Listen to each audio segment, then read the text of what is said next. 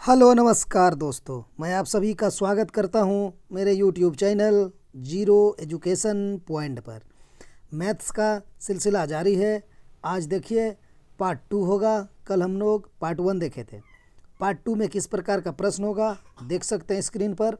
दो संख्याओं का योग 15 तथा उनके वर्गों का अंतर 15 है, तो उन संख्याओं का अंतर क्या होगा। देखिए, यदि 3x - 1 = 81 तब x का मान होगा।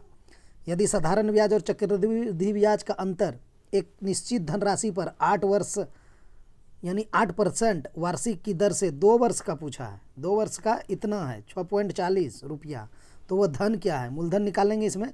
तो चलिए इसी टाइप का प्रश्न आज हम लोग देखेंगे, सभी प्रतियोगिता परीक्षा में काम आएगा। चलिए आज का पहला प्रश्न देखते हैं हम लोग। देखिए पहला प्रश्न ही है, दो संख्याओं के योग 15 तथा उनके वर्गों का अंतर 15, तो उन संख्याओं का अंतर क्या है। तो इसको क्या करेंगे आप लोग, सूत्र लगा के सॉल्व करेंगे। कहने का मतलब x + y = 15 और x² - y² = 15। इस तरह से अगर आप जाएंगे समीकरण 1 समीकरण 2 मान के, तो ये तो बहुत बड़ा हो जाएगा, जैसे हम लोग 10th में 9th में बनाते थे। तो यहाँ इसे ये सब नहीं चलेगा। कंपटीशन की तैयारी में इसको हमको कॉमन सेंस लगा के जाना होगा। ये भी बताएंगे, ये भी चलेगा, जहाँ दिक्कत होगा वहाँ तो बेसिक पे आपको जाना ही पड़ेगा, लेकिन कोशिश रहेगा कि बेसिक पे ना जाए। तो चलिए इसको हम सॉल्व करते हैं। कैसे करेंगे देखिए, आप एज्यूम कीजिए दो संख्याओं का योग 15 है, ठीक है। तो 15 कैसे हो सकता है, 10 और 5 भी हो सकता है, 8 और 7 भी हो सकता है। दो संख्याओं का योग तो 10 - 5 भी 15 हो सकता है, 8 - 7 भी 15 हो सकता है, ठीक है। अब देखिए यहाँ क्या कहा है, उनके वर्गों का अंतर भी 15 है, तो उनके वर्ग कर दीजिए। 10 का आप स्क्वायर कर दीजिए तो 100 हो जाएगा, 5 का स्क्वायर कर दीजिए तो 25 हो जाएगा।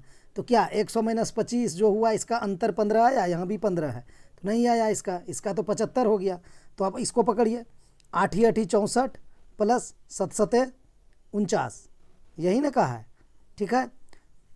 सॉरी, यहाँ पर प्लस क्यों डाल दिए, माइनस करेंगे हम, क्योंकि यहाँ का है उनके वर्गों का अंतर 15 है। तो अब 7 स्क्वायर करेंगे तो 49 हो जाएगा। देखिए इसका मान 15 आ गया। कहने का मतलब मेरा ये जो 8 और 7 हमने एज्यूम किया था, जो सोचा था, वो सही है।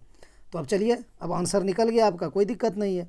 क्या कहा, दो संख्याओं का योग 15 है, तो एक संख्या 8 होगा, दूसरा 7 होगा, बराबर 15। उनके वर्गों का अंतर 15 है, तो 8 × 8 = 64 माइनस 7 × 7 = 49 बराबर 15 हो गया। यानी जो हमने 8 - 7 माना था वो सही है। तो इसने क्या कहा है, तो उन संख्याओं का अंतर क्या है, तब 8 - 1, यही तो संख्या था हमने माने थे, 8 माने थे और 7 माने थे। तो इसका अंतर कितना हो जाएगा, 8 - 7 का 1 हो जाएगा। तो इसका आंसर ऑप्शन बी हो जाएगा। कुछ नहीं करना है, आपको मान बैठा देना है। आप जैसे x + y जाते 15, x - y जाते, इसका स्क्वायर का है यानी x² y² का है, वर्गों का अंतर बराबर 15। तो आप x जगह पे 8 रखिए और y जगह पे 7 रखिए, आपका समीकरण संतुष्ट हो जाएगा। तो लास्ट में मांगा था उन संख्याओं का अंतर, तो हमने 8 - 7 कर दिया तो 1 प्राप्त हो गया, ऑप्शन बी सही हो जाएगा। चलिए दूसरा प्रश्न की ओर चलिए। अब ये देखिए, इसमें नंबरिंग 2 होना था, नंबरिंग 1 ही रह गया, कोई दिक्कत नहीं है, सॉल्व कर लेते हैं। अब देखिए x का 25% प्लस 72 बराबर 90 है, तो x का मान पूछा है। तो क्या करेंगे आप, x गुना 25% लिखेंगे क्या, 25/100 प्लस 72 बराबर 90। ये पुराना विधि हो जाएगा, बनने का तो बन जाएगा, 25 × 4 = 100 हो जाएगा, x/4 बराबर हो जाएगा आपका कितना हो जाएगा, ये 72, सॉरी 90 लिखेंगे हम, बराबर के उधर 90 है और प्लस है इधर, तो उस पार जाएगा बराबर का, ये हो जाएगा आपका 72। तो x/4 बराबर कितना हो जाएगा, 18। तो x/4 बराबर 18, तो x बराबर 18 × 4 72 हो जाएगा, आंसर ऑप्शन बी हो जाएगा। तो इतना हम क्या एग्जाम में करेंगे, इतना नहीं करेंगे। देखिए एग्जाम में क्या करेंगे, आप लोग को हम बताए हैं 25%, 10%, 20%। 25% का मतलब 25/100, तो आपको अब याद हो जाना चाहिए कि 25% का मतलब 1/4 होता है। तो अब देखिए 25% है तो 1/4 बराबर सीधा हम कर देंगे 90 - 72, चूँकि 72 उस पार चला जाएगा = का, तो माइनस हो जाएगा। तो 90 - 72 क्या कर दें, क्यों करेंगे, मन में ही कर लेंगे। 90 - 72 8 हो जाएगा, तो 1 = 18 × 4 = 72 हो जाएगा, इसे गुना हो जाता है जाके। तो आंसर तो बिना लिखे इसका आ जाएगा, इसको लिखने का ज़रूरत नहीं है। बस 25% को आपको 25/100 यानी 1/4 बताए हैं, यही मानना है। 10% 1/10, 20% 1/5, 20 × 5 = 100, 20/100 होगा तो 20 × 5 = 1/5। तो वही पकड़ के चलना है आप लोगों को। चलिए अब अगला क्वेश्चन देखते हैं। अब देखिए ये क्वेश्चन कैसे है, ये कैसे बनेगा, देखिए इसको बनाते हैं। क्या कहा है, यदि 3x - 1 बराबर 81 है तो x का मान होगा। तो 3 पे पावर x - 1 इक्वल टू 81 है, इतना ही है।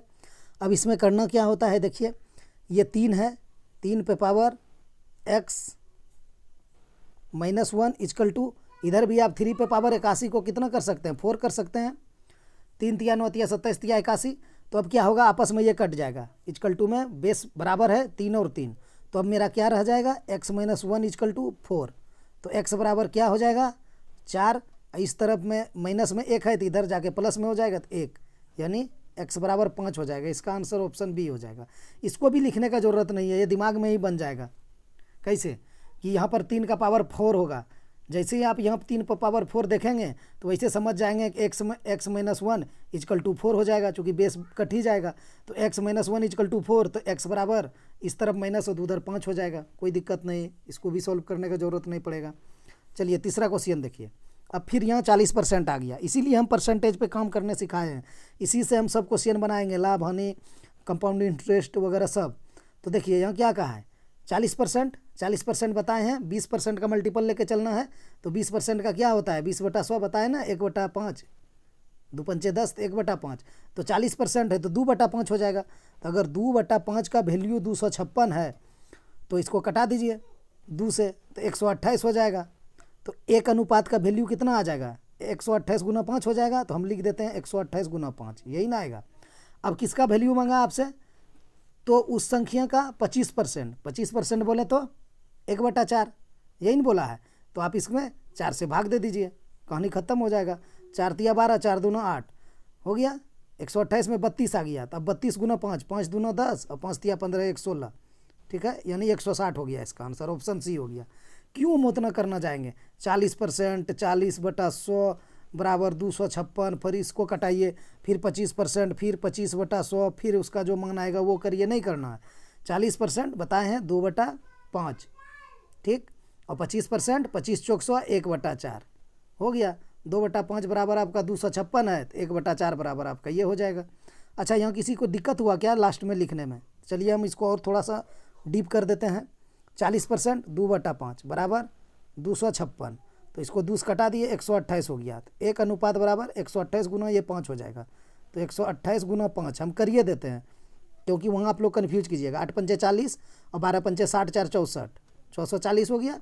तो अब मान मांगा है संख्या का 25%, 25% 1/4, तो 1/4 का मान मांगा है, तो कर दीजिए इसको 4 से भाग दे दीजिए।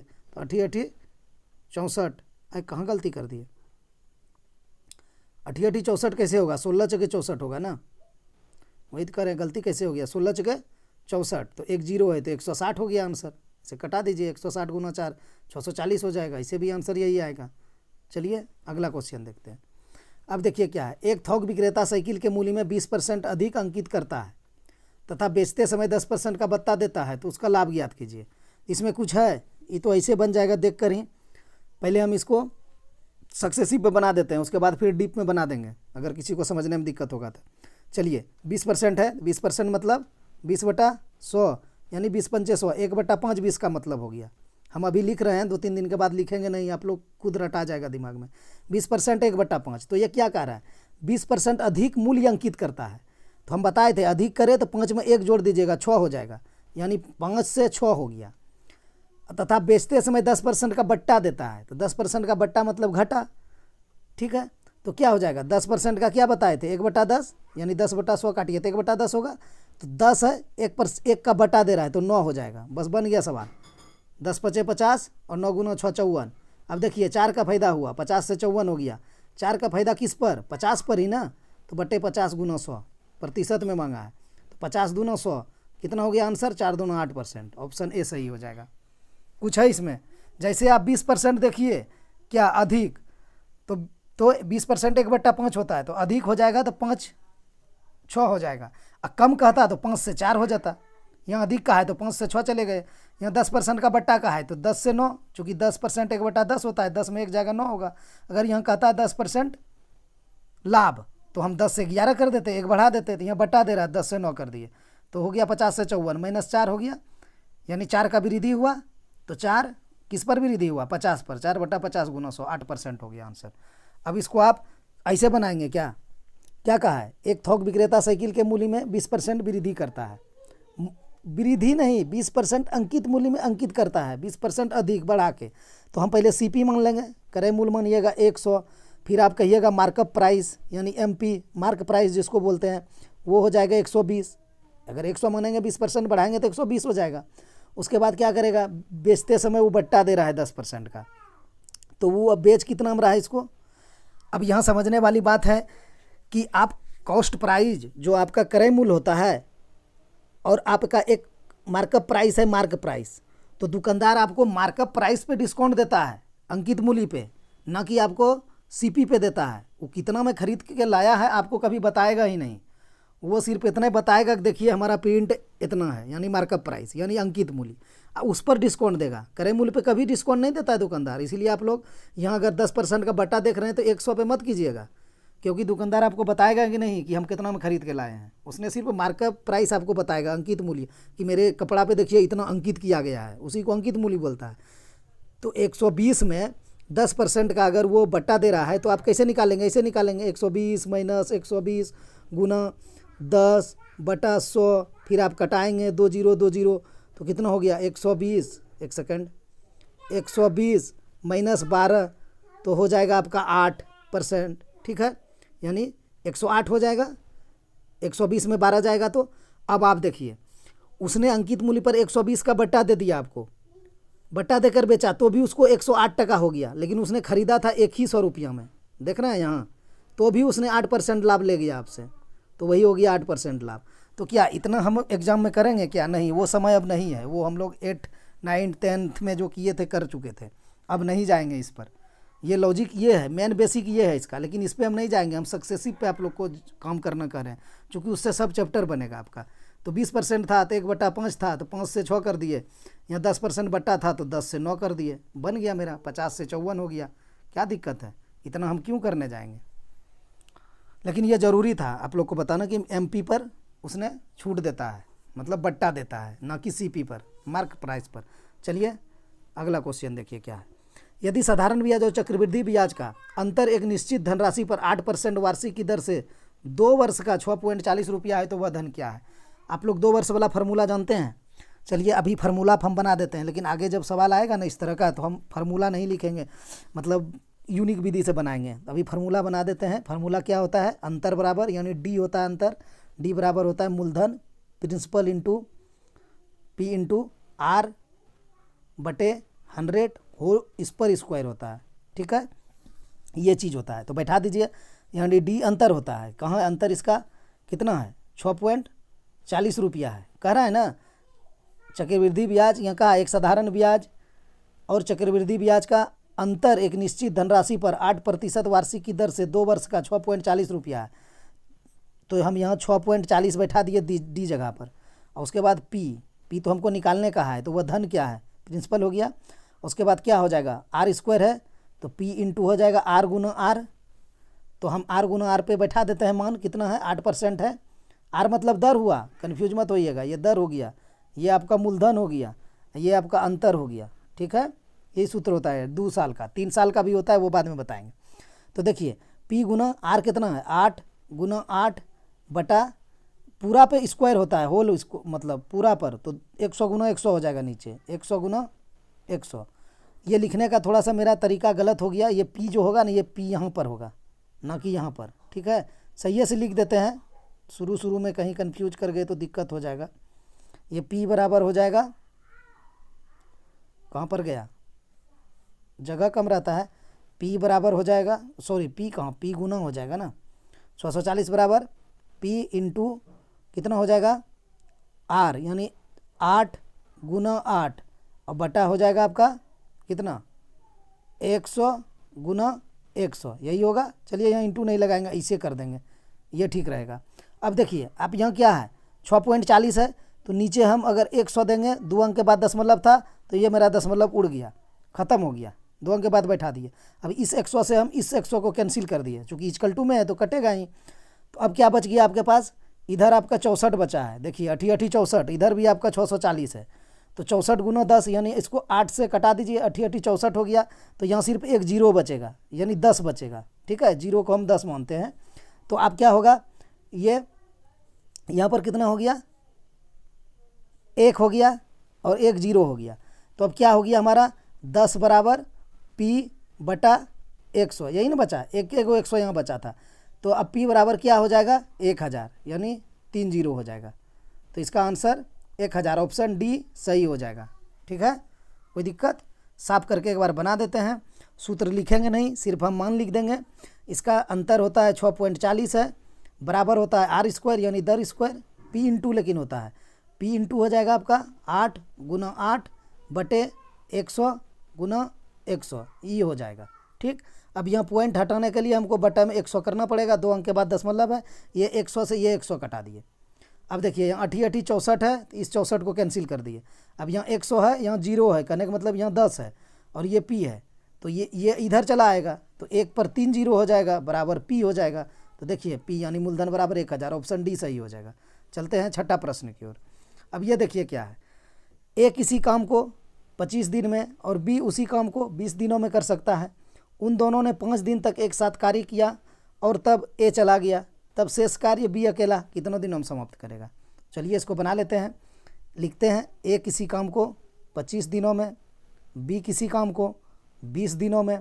अब हम टोटल काम मानेंगे। ठीक है, टोटल काम कितना हो जाएगा, दोनों का एलसीएम। तो 20 और 25 का हम एलसीएम लेंगे, नहीं, एलसीएम क्या होता है, जो ये दोनों से बड़ी संख्या होगा, जो ये दोनों से कट जाएगा, बस इतने एलसीएम होता है। वो बड़ी संख्या इस दोनों से बड़ी होगी और जो दोनों से कट जाए तो क्या होगा, ये दोनों से बड़ा 40 होगा, 20 गुना 40 होता है, तो 40 आपका 25 से कटेगा ही नहीं। 60 होगा, 60 भी 25 से नहीं कटेगा। 20 चौका 80 होगा, नहीं कटेगा। 20 पंचे 100 होगा, तो इसका टोटल काम हम 100 मान लेंगे। एलसीएम अगर आप 20-25 का निकालेंगे ना, तो 100 ही आएगा, निकाल के देख लीजिए। वो बड़ी संख्या जो दी हुई संख्या से कट जाए, तो देखिए 100 ही होगा ऐसा, जो दोनों से कट रहा है। 20 पंचे 100, 25 चौक 100, तो 100 हो गया। टोटल काम मेरा 100 हो गया, TOTL टोटल हो गया। अब देखिए, आप किसी काम को 25 दिन में करते हैं तो आपको 100 काम टोटल है, तो आपको 4 की एफिशिएंसी से आप करेंगे 25 चौक 100, और आप 20 है आपका एफिशिएंसी B का, तो B करेगा 5 दिन में। कोई दिक्कत यहाँ तक? यहाँ तक कोई दिक्कत नहीं है। एक का एफिशिएंसी 4 है यानी क्षमता, एक का 5 है। अब देखिए, अब क्या करना है हम लोग को, अब क्या कहा है, 20 दिनों में कर सकता है, वो तो हो गया। उन दोनों ने 5 दिन तक एक साथ ही कार्य किया। अब एक की एफिशिएंसी 5 है, एक की 4 है, ये हम लिखते हैं यहाँ A + B, दोनों मिलकर एक दिन में कितना करेगा, 5 और 4 9 काम। ठीक है, 5 और 4 क्षमता है ना, तो 9 काम हो गया, 5 और 4 जोड़ दिए। तो अब क्या कहा, 5 दिन तक एक साथ कार्य किया, तब A चला गया। ठीक, 5 दिन तक एक साथ किया, तो अब हम इसमें 5 से गुना कर देंगे। दोनों मिलकर 5 दिनों में कितना काम करा, 45 काम कर दिया।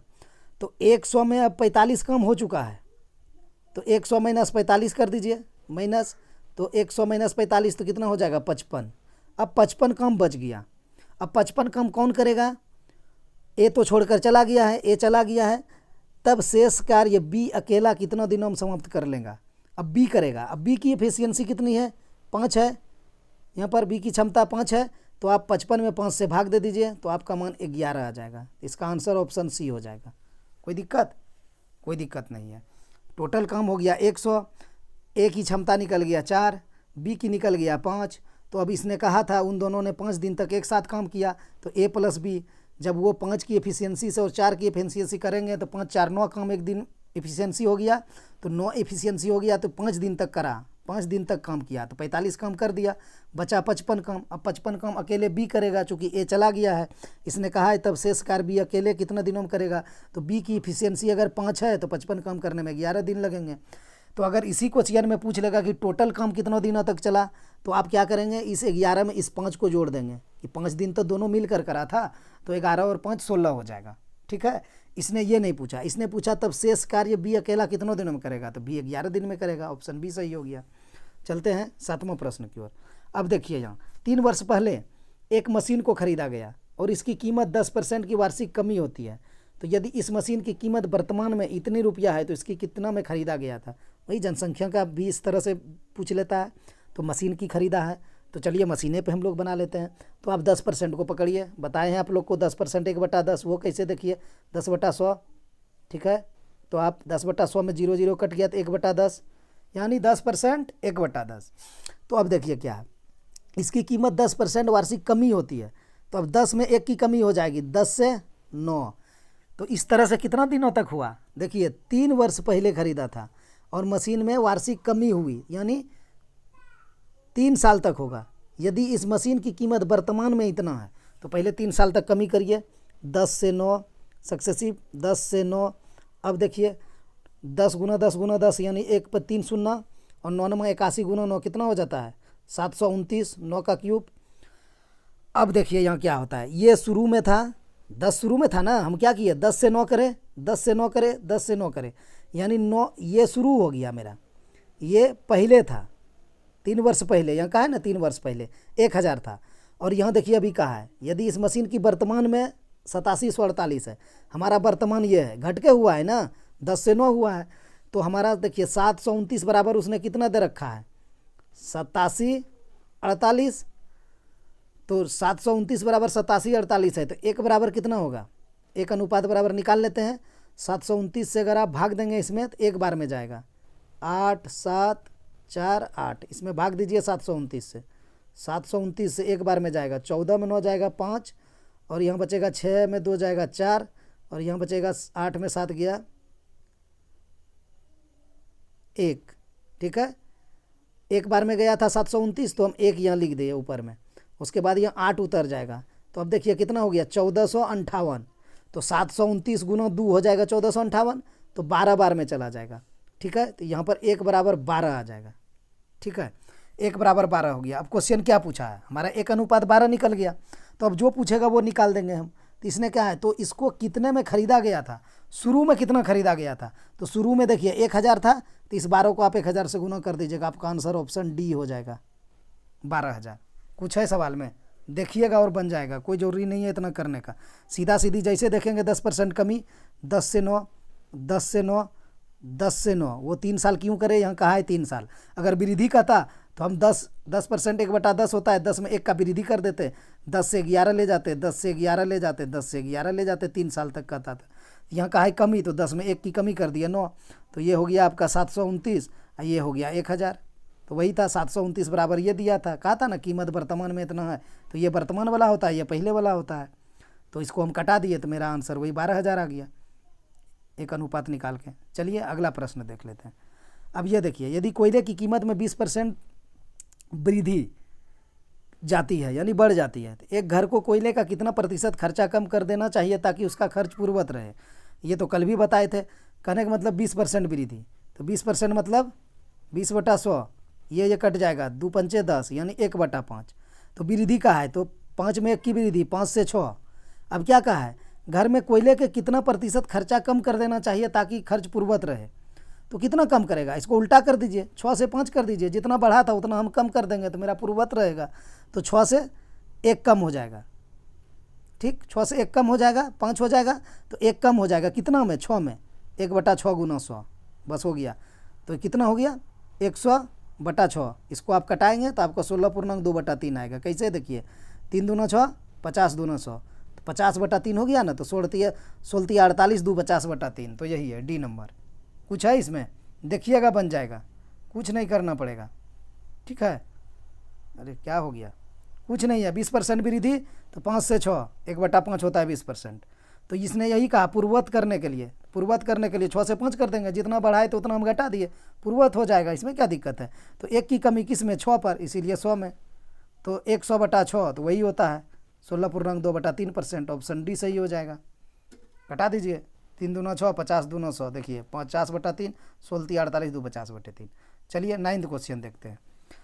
अब देखिए इस क्वेश्चन को हम उसी तरह सॉल्व कर देंगे, पता भी नहीं चलेगा आपको कि ये आपका प्रॉफिट एंड लॉस का है। कैसे, ए बी को एक साइकिल 20% लाभ पर बेचता है और बी सी को 25% लाभ पर बेचता है, तो सी ने इसके लिए इतना देता है। जो अभी हम जनसंख्या वाला बनाए उसमें तो वही ना था कि लास्ट में इतना हो जाता है, तो लास्ट तो यहाँ सी ही था, तो सी का वैल्यू 225 दे रखा है इसने, उसने इतना में ख़रीदा, और शुरू में ए भी था। तो हम चलिए इसको देखिए किस प्रकार सॉल्व करेंगे। लगेगा भी नहीं कि ये आपका लाभ हानि का सवाल है।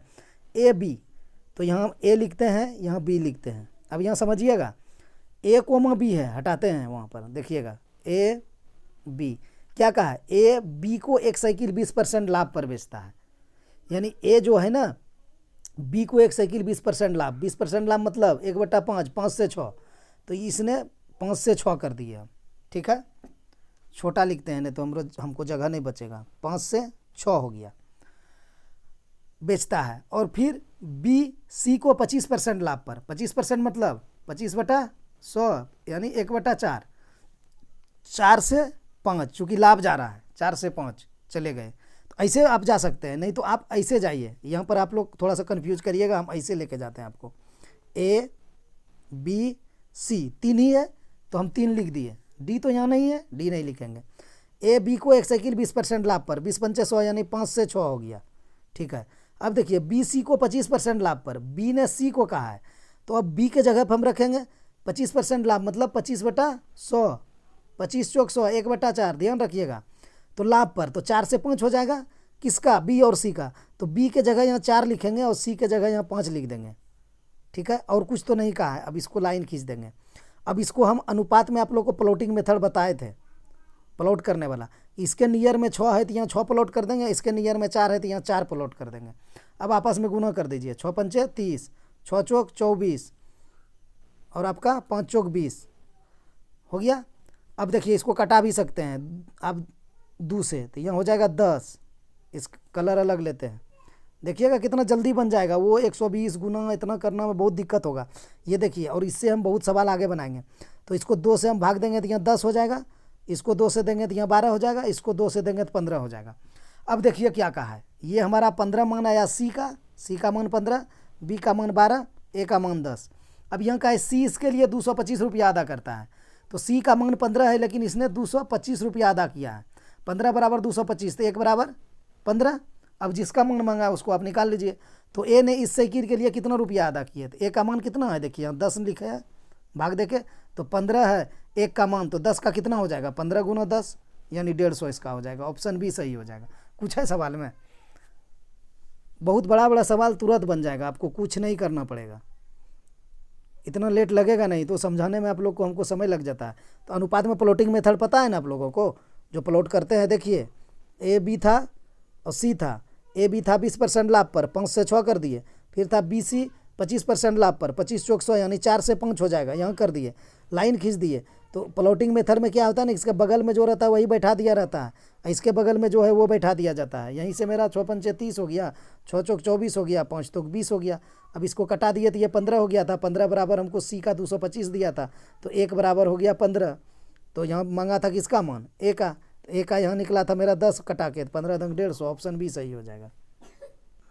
अब ये 10वां नंबर सवाल देखिए दोस्तों, मैं जो आप लोगों को बता रहा हूँ मैं दोबारा बता देता हूँ क्वेश्चन को, इसमें समय लग रहा है। अगर कोई स्टूडेंट जानते हैं उसको, इस मेथड को, तो थोड़ा सा अपने आप को धैर्य रखिएगा, क्योंकि सभी को लेके चलना पड़ेगा आगे। हम 1-2 दिन थोड़ा सा 2 बार बना देते हैं सवाल को, लेकिन जब 2-3 पार्ट हो जाएगा ना, तो फिर हम इसी तरह स्पीड में निकल जाएंगे।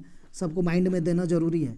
अब देखिए ये क्या है, ये क्वेश्चन तो कल एक तो बताए हैं कि 2 संख्याओं का महत्तम समवर्तक 145 तथा लघुत्तम समवर्तक 2175 है। यदि एक संख्या इतना है तो दूसरी क्या है, तो बताए थे मौसौ गुना लौसौ बराबर पहली संख्या गुना दूसरी संख्या, बस वही तो है। तो ये मौसौ है कितना, 145 गुना 2175 बराबर पहली संख्या 435 गुना दूसरी संख्या निकालना है। तो क्या हो जाएगा, दूसरी संख्या निकालते तो बटा में हो जाता है, यानी यहाँ ये दूसरी निकालेंगे ना तो ये 435 नीचे आ जाएगा। अब इसको आप कटा दीजिए, कैसे कटाइएगा, अच्छा देखिए यहाँ पर कट जाएगा, ये कट जाएगा। 435 है ना, ये 2175 है, तो देखिए 435 गुना 5 करिए आप, कट जाएगा।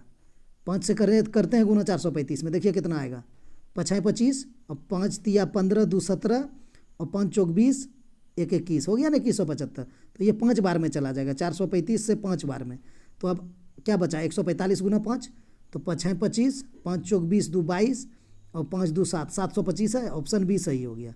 इस तरह का क्वेश्चन में कुछ नहीं होता है, सिर्फ वही होता है महत्तम समवर्तक गुना लघुत्तम समवर्तक बराबर पहली संख्या गुना दूसरी संख्या। तो हर बार हम लिखेंगे नहीं, हर बार हम ये को नहीं लिखेंगे सूत्र को, हम सीधा लिखेंगे 145 गुना 2175 बटा पहली या दूसरी संख्या जो दिया रहे 435 है, तो इसको आप कटाएंगे तो आपको यहाँ से 5 मिलेगा, 145 गुना 5 725 हो जाएगा। चलते हैं अगला प्रश्न की ओर।